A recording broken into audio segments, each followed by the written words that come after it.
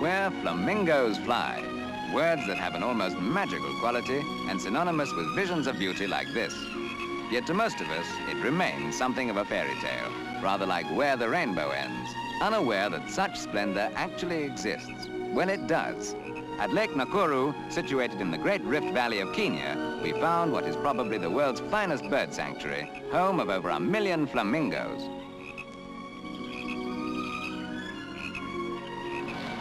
But then, when you've been to Kenya, practically nothing that nature has to offer impresses you again.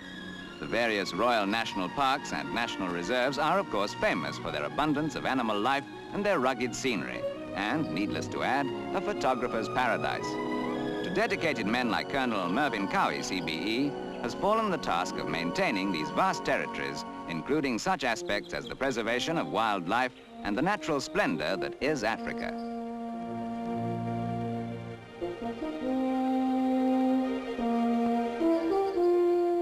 Today, the only shooting visitors do here, or for that matter want to do, is with a camera.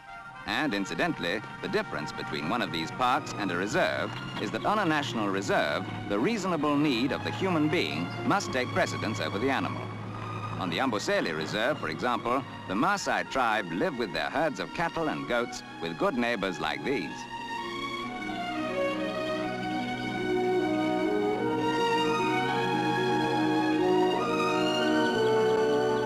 Each of the parks or reserves has its special features and attractions, and Amboseli is famous for its rhino and elephant population, although this view of them eating together is exceptionally rare.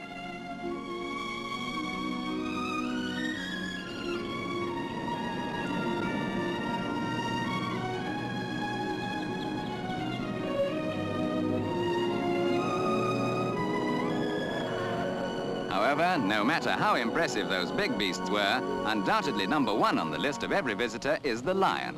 And at the Nairobi National Park, less than 5 miles from the heart of the city, you can literally see the whites of their eyes. They look tame enough, but you're obliged to stay in your car.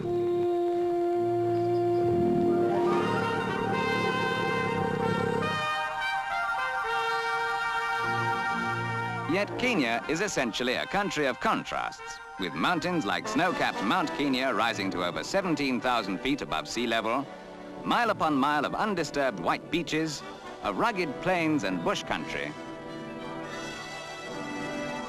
In fact, the terrain of several countries rolled into one. And just as magnificent, the result of man's endeavor, the airport at Nairobi, for example, with its novel world signpost illustrating the rapid expansion of its international services in recent years. Today, its modern air terminal and facilities compare with any in the world.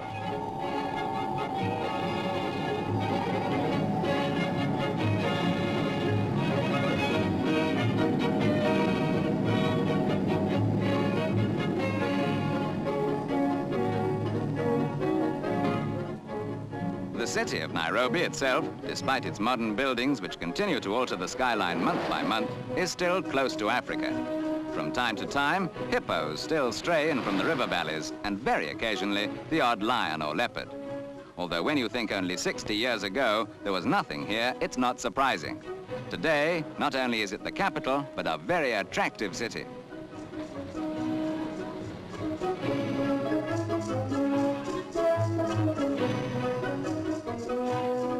Alongside these indications of progress are traditional crafts practiced by the various tribes of Kenya, although there's nothing specifically African about this.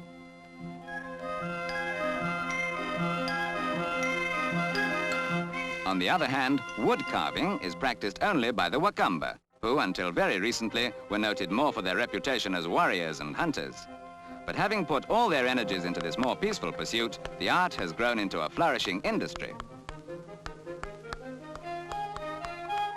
Despite the development of the craft, the Wakamba still use primitive tools, such as the adze, a type of hammer for the general shape, and a small knife for the detail. The finished figures, usually in ebony or olive wood, are then wax polished.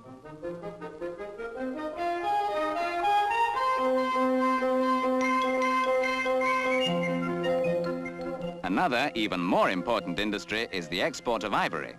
You can understand why when you learn that elephant tusks are currently worth nearly £1 per pound weight, and the larger ones weigh between 80 and 120 pounds. Getting away from the interior, Mombasa is the main port to Kenya and the center of a flourishing seaboard.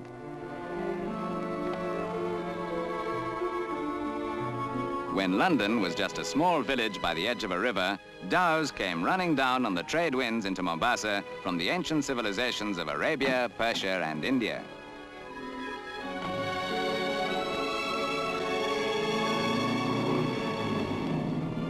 Perhaps more than anything else, the African contrast is symbolized by the elephant. Hence this remarkable arch erected to greet Princess Margaret in 1956.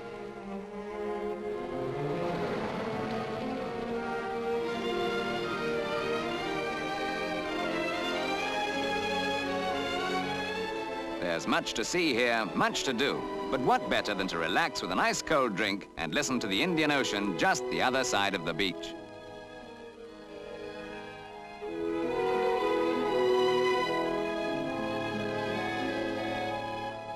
Big game fish abound and record catches have been landed. How about trying to bring aboard a 1,300-pound marlin? This is one place where even a fisherman doesn't need to exaggerate. Where the sea is clear and deep, you'll always get skin diving, and here the exciting colors of the seabed can really be appreciated.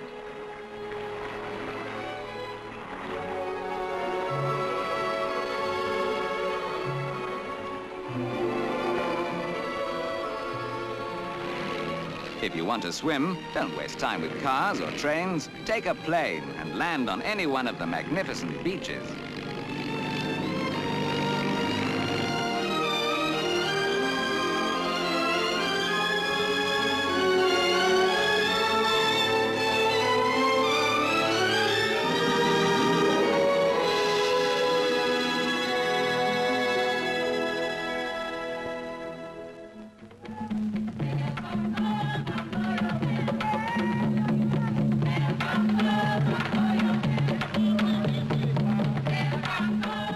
A modern country with modern ideas. But long ago, before even the first recorded expedition of this coast in 500 BC, the African lived on this continent.